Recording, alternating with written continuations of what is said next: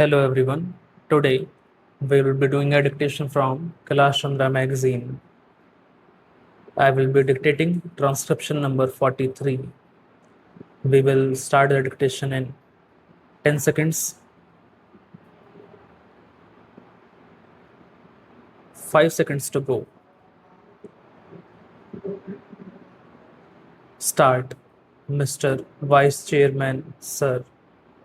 At the outset, I must express my thanks to the honorable members on both sides of the House who have participated in the discussion on the sixth five-year plan document.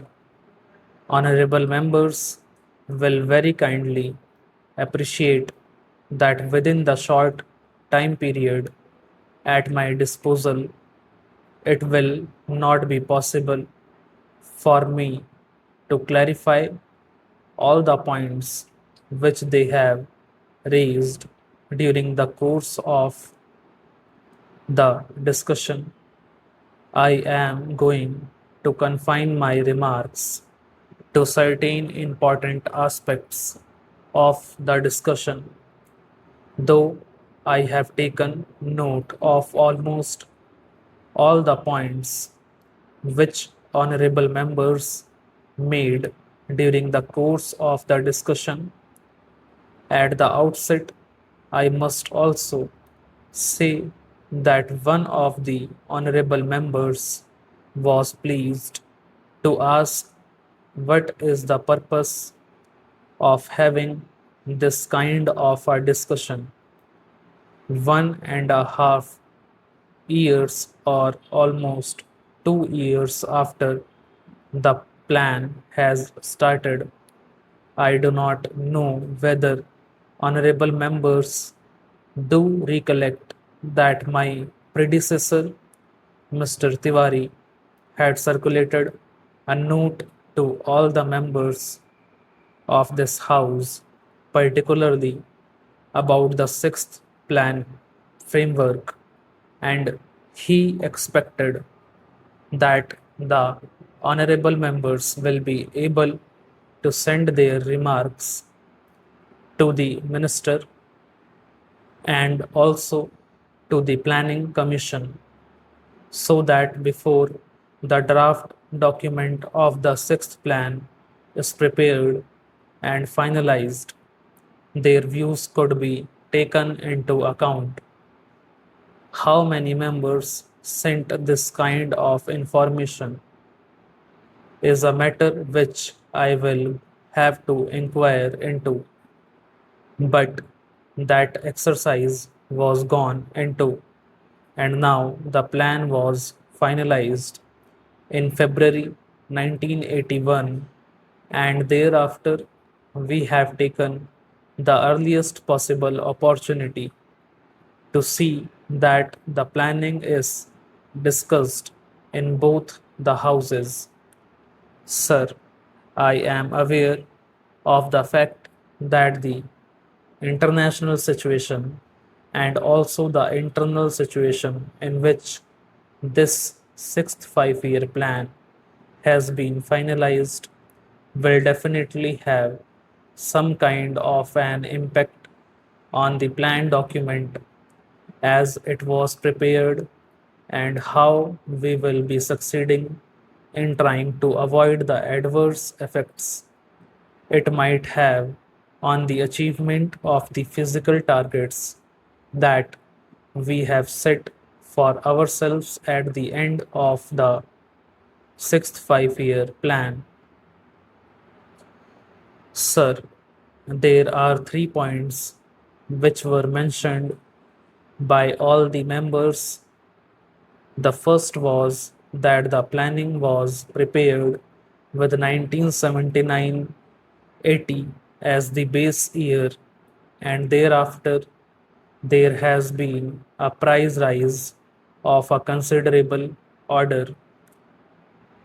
Sir, the first thing which I would like to clarify is about the inflationary trend which has set in One of the honorable members, Sri Shankar Ghosh, a very experienced member of this house who has also been in the planning commission and knows the intricacies of how the things are being worked out, has been pleased to state here that the rate of inflation is very high, and added to that, the balance of payments position is going to be very bad compared with the percentage that we have worked out for the sixth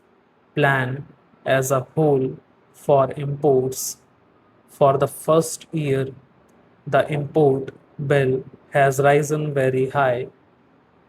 Then, how is this assumption going to be correct? That is the point, and a very valid point, which he raised during the course of the discussion. Sir, he also mentioned about the Honorable Finance Minister making his speech at Kanpur, wherein he seems to have made a reference that a little inflationary trend is a kind of a stimulant to the economy. Sir, the inflationary trends we cannot view in isolation. Honorable Shri Shankar Ghosh will definitely agree with us that there are two factors which will have to be taken into account. The first factor is the international situation, which is now obtaining. Secondly, whether we like it or not, we have to import the oil products. If they are to be imported, can we take a serious view of the situation? That is a thing which I am sure most of the honorable members there will be able to appreciate. The second aspect is, why is it that we have such a high import bill in 1980-81 when the plan itself commenced and when we were talking in terms of 9%? Immediately in the very first year it jumped.